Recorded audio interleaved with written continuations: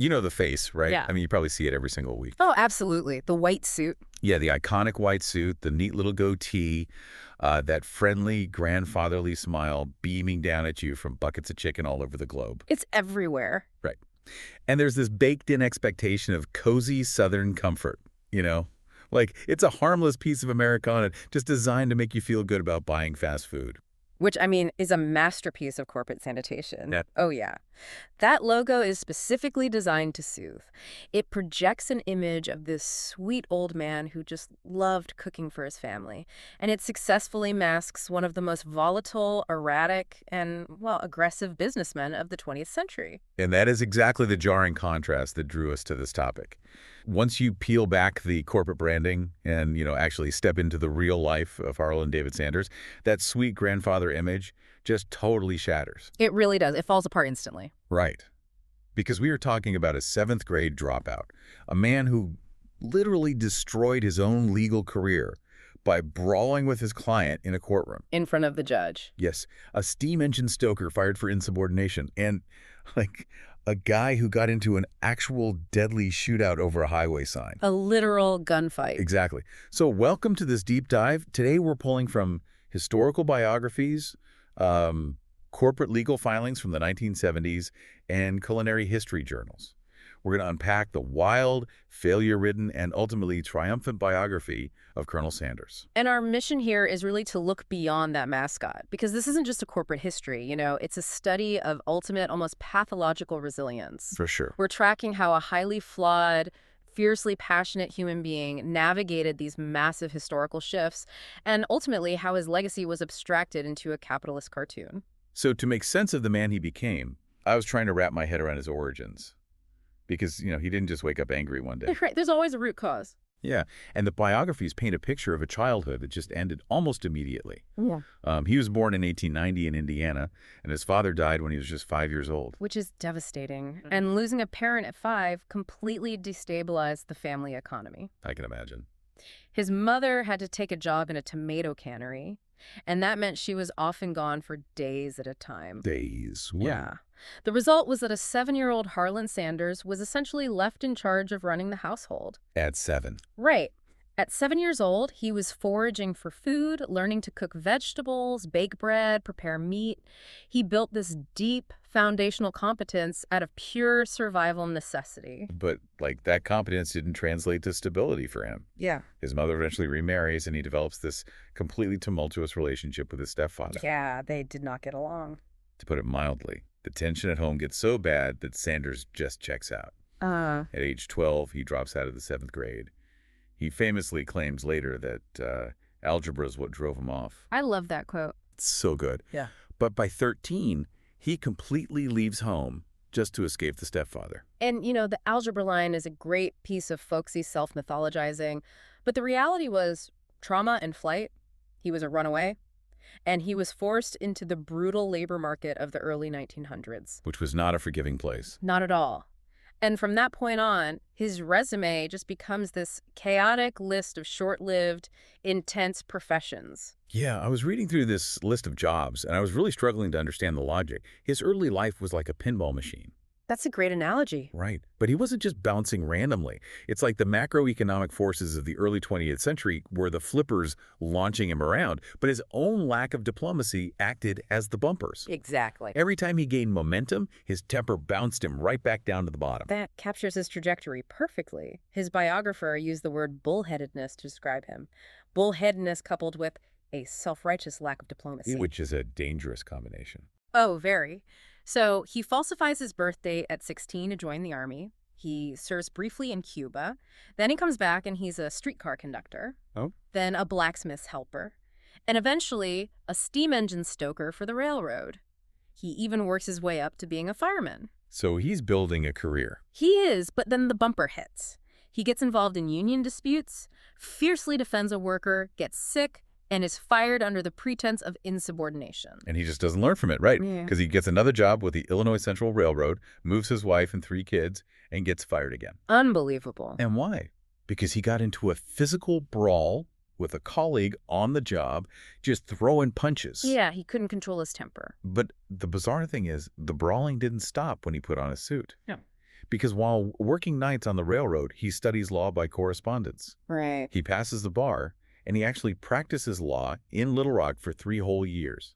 He's making a really lucrative income. A respected profession. Exactly. And then he destroys it by getting into a fist fight with his own client in the middle of the courtroom. It's just wild, because technical competence could not override his volatile temperament. In a professional setting like law, your reputation is your entire currency. Oh, absolutely. You assault the person you are legally bound to defend in front of a judge, and the career is over instantly. He had to pack up, move back in with his mother, and basically start over. But, we also have to look at the moments where the pinball shot straight to the top. Because he did have periods of incredible success amidst all this chaos. He was definitely an entrepreneur. Yeah, like in 1920, at age 30, he identifies this logistical gap on the Ohio River. He canvasses for funding and establishes a ferry boat company. And it's a massive hit. Huge success. He eventually cashes out his shares for $22,000, which, adjusting for inflation, is over $400,000 in today's money. He's rich. Right. So how does a guy with that much capital end up broke again? Well, he fundamentally misunderstood the pace of technological innovation. How so? He took that ferry boat money and invested it heavily in a company manufacturing acetylene lamps. And to understand why this failed, you kind of have to look at the technology of the time. Okay. Acetylene lamps work by dripping water onto calcium carbide. That produces acetylene gas, which then burns with a very bright but harsh and sometimes pretty dangerous flame. Right. I read they were popular for miners and like early automotive headlights, but they required a lot of maintenance and those volatile chemicals. Precisely. And right as Sanders sinks his entire fortune into this archaic technology, a company called Delco introduces an electric lamp, and they sell it on credit. Oh, no. Yes. The electric lamp is safer, it's cleaner, and it instantly renders the acetylene lamp completely obsolete. The entire market shifts literally overnight. Wow. Sanders' venture collapses and the money just vanishes. So the macro forces wipe him out again. And then he becomes the Michelin tire salesman. But the plant closes, so he loses his job. It is just a relentless cycle of spectacular highs and devastating lows, Over and over. crashing right into the Great Depression. And you'd think all this failure would humble him, right? But his brawling nature actually escalates when he finally finds his niche in the hospitality industry. Yeah, the stakes get higher. In 1930, the Shell Oil Company offers Sanders a service station in North Corbin, Kentucky. The deal is he lives there rent-free and pays Shell a percentage of the gasoline sales. Sounds like a decent setup for the Depression. It was. And to supplement his income, Sanders starts serving meals. Steaks, country ham, and chicken, just serving them from his own dining table to weary travelers. It sounds like this quaint, idyllic roadside stop. But the reality involved a literal, deadly turf war. A completely bonkers turf war. Right. A guy named Matt Stewart runs a competing Standard Oil gas station just down the road. Yeah. And Stewart realizes Sanders is siphoning off all the highway traffic. So he goes out to the highway and starts painting over the signs directing cars to Sanders' station. And this is where Sanders' aggressive lack of diplomacy meets the sheer desperation of the Great Depression. Because traffic is a matter of survival at this point. Right. He can't afford to lose those customers. Exactly. So Sanders catches Stewart painting over the sign again, and a literal shootout erupts. Guns drawn in the street. Guns are drawn, and Stewart ends up shooting and killing a Shell manager who was there alongside Sanders. Which is just horrific. Stewart is convicted of murder and sent to prison, which grimly, completely eliminates Sanders' local competition. It does. The man whose face would eventually sell family meals around the globe secured his early market dominance through a deadly gunfight. It is a really dark irony. But, with the competition removed, Sanders pours all that obsessive, combative energy into his food. And it pays off. It does. By 1939, his restaurant is of such high quality that it's recommended by Duncan Hines in his prestigious dining guide. And then in 1940, at the age of 50, Sanders finalizes his famous secret recipe of 11 herbs and spices. But the recipe isn't actually what built the empire, right? The Yeah. sources highlight that it was a mechanical leap that actually made the business viable. Yeah, what's fascinating here is that the mechanism of the cooking was entirely the secret to his scale. Because of the time it takes. Right. Pan frying a chicken in a cast iron skillet takes about 30 minutes. If a traveler's just stopping for gas, they aren't going to wait half an hour for lunch. Sanders needed speed. But deep frying chicken just made it dry and stringy. So he adapts the commercial pressure cooker into a pressure fryer. Yeah. And The physics of this are actually really fascinating. Oh, tell me about it. So when you seal the fryer, the moisture in the chicken turns to steam, which increases the pressure inside the vessel. That high pressure significantly raises the boiling point of the remaining water in the meat. Right. So the chicken cooks incredibly fast, like under 10 minutes. But the water doesn't evaporate out, leaving the meat juicy while the intense heat crisps the breading on the outside. It was a massive technological moat. He had the flavor of the 11 herbs and the speed of the pressure fryer. He expands to a 140-seat restaurant and a motel. At 50 years old, he has finally built an unshakable foundation. Until December 1941. Yep. The historical forces step in. He survives the shootout, masters the pressure fryer, and then the United States enters World War II. Gas rationing is introduced immediately. The macro forces strike again. The tourist traffic simply ceases to exist. Nobody is taking leisure drives on the highway during a world war. Of course not. He's forced to close his Asheville motel. He has to abandon the business entirely. He actually takes a job working in government cafeterias in Tennessee just to survive. Global geopolitics completely neutralizes his local success. But he holds on to the North Corbin restaurant. The war ends, the 1950s roll around, and he thinks he's finally set for a quiet retirement. We'd hope so, right? Yeah, you'd think a 65-year-old man who would have been through all of this would just collect his Social Security and fade out. But the world shifts beneath his feet again, forcing him to invent the modern fast food franchise model out of pure desperation. And the prelude to this crisis actually happens a little earlier, in 1952. Sanders travels to South Salt Lake, Utah, and meets with Pete Harmon. Who's Pete Harmon? He ran one of the city's most successful restaurants. Sanders pitches him an experiment. He licenses his secret recipe and his pressure frying technique to Harmon. And one detail from the sources completely threw me here. We associate the name Kentucky Fried Chicken entirely with Sanders, but it wasn't even his idea. No, it wasn't. Pete Harmon hired a sign painter named Don Anderson. And Anderson is the one who came up with the name to make the dish sound exotic to Utah residents. That's hilarious. It evoked this imagery of Southern hospitality that was just far removed from Salt Lake City. And the licensing model they used was remarkably simple.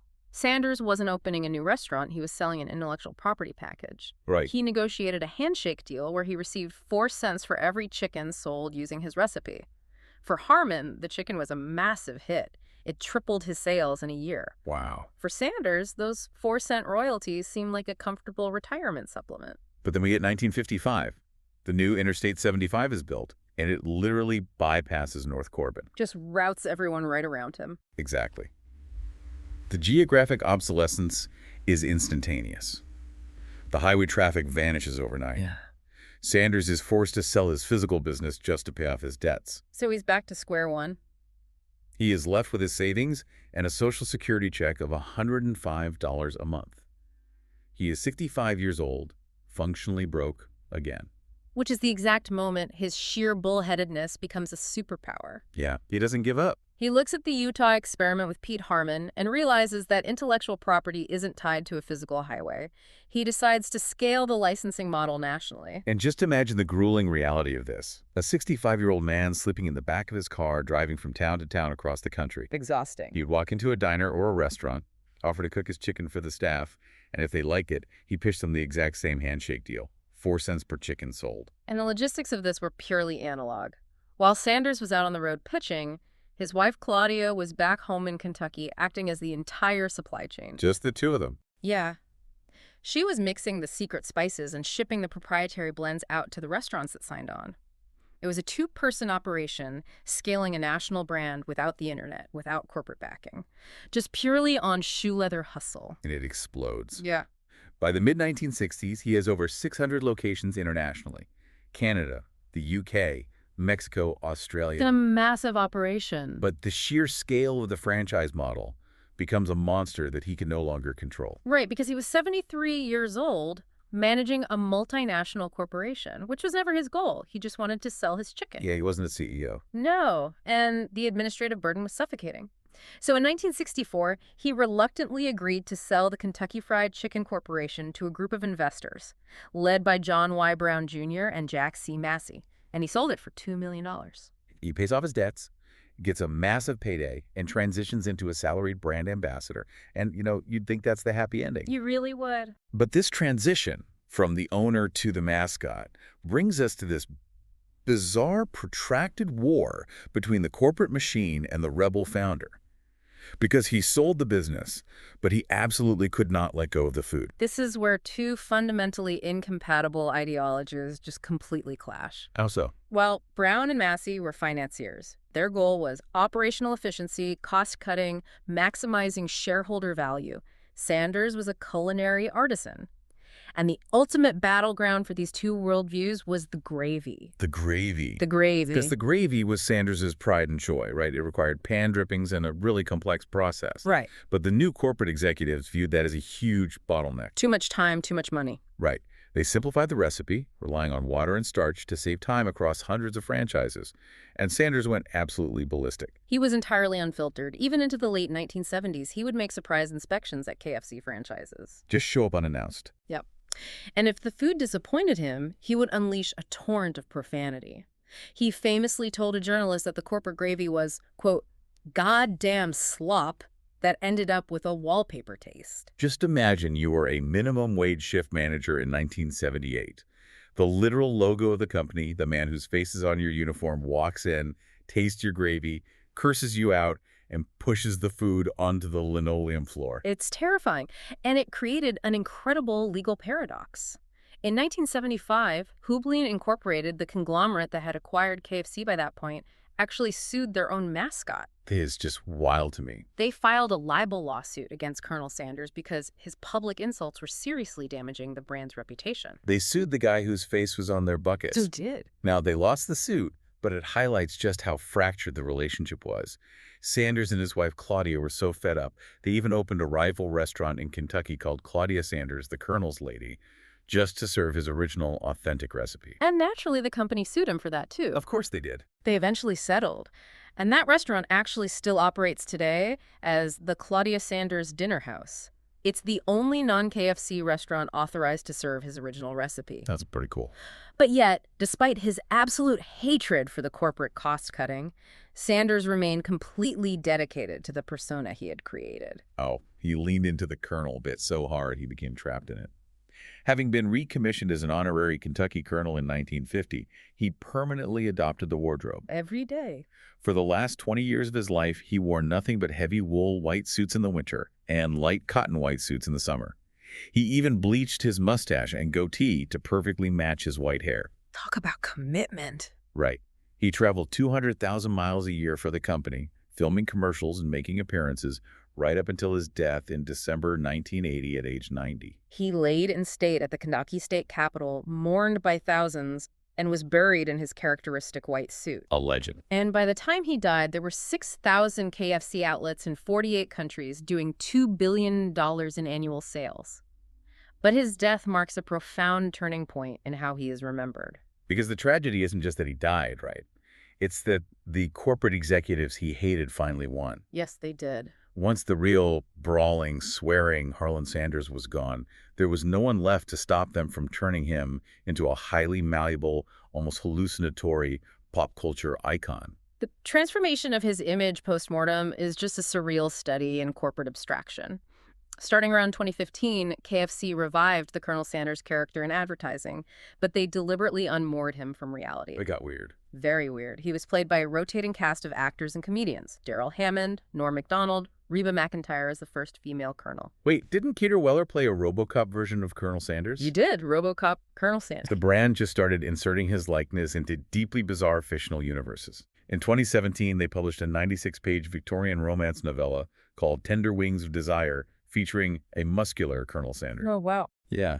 He appears in DC Comics, teaming up with the Green Lantern. And perhaps the furthest departure from the man himself is the official KFC video game. Oh, the dating sim. Yes. Huh. I love you, Colonel Sanders. It is a literal dating simulator where players attempt to romance a young anime-style version of the founder at a cooking school. Just completely absurd. It highlights a total detachment from the historical reality. The logo has entirely superseded the life. And the mythologizing of the man reaches its absolute peak with the legendary Japanese baseball myth, The Curse of the Colonel. Oh, this is my favorite part. In 1985, fans of the Hanshin Tigers baseball team in Japan were celebrating a championship, and in their chaotic excitement, they stole a plastic statue of Colonel Sanders from a local KFC and threw it into the Dotonbori River. And the statue was lost. Gone. And according to the urban legend, this deeply angered the ghost of the colonel. The myth dictated that until the statue was recovered from the river, the Tigers would never win the Japan series again. And the curse seemingly held. The team suffered decades of failure. They endured brutal losses in 2003, 2005, and 2014. They didn't finally break the curse and win again until 2023. Think about the absurdity of that for a second. A plastic statue of an Indiana farmhand who dropped out of the 7th grade, who survived a Depression-era shootout, supposedly dictated the fate of Japanese professional baseball for nearly 40 years. It perfectly encapsulates the abstraction. A human being with a very specific, gritty, deeply flawed life story is smoothed over. He's transformed into a global myth that can be adapted to mean whatever the public or the corporation needs it to mean. So what is the ultimate takeaway from the life of Harlan Sanders? To me, he is the absolute antidote to the idea that success is a young person's game. Without doubt. This was a man who hit dead end after dead end. He sabotaged his own careers, he was bankrupted by technological shifts, and he was bypassed by an interstate at an age when society tells you to just fade out. Just retire. But he didn't. He slept in his car, hustled for 4 cents a chicken, and built a global empire when most people are sitting back to rest. And his story proves that resilience isn't always pretty. He was difficult, he lacked diplomacy, and he was his own worst enemy for decades. Very true. But he cared deeply, almost obsessively, about what he was making. He wasn't a corporate spooge. He was a stubborn artisan who accidentally birthed a corporate empire that eventually consumed his identity. Which leaves us with a final thought for you to take away. Think about the logos, the mascots, and the faces you see on your food packaging every single day. The smiling bakers, the friendly grandmothers, the cheerful captains. They're all over the grocery store. Exactly. Behind those focus group tested, perfectly sanitized caricatures, what messy, complicated, and deeply fascinating human lives have been paved over just to sell you a product. Until next time, keep diving deep.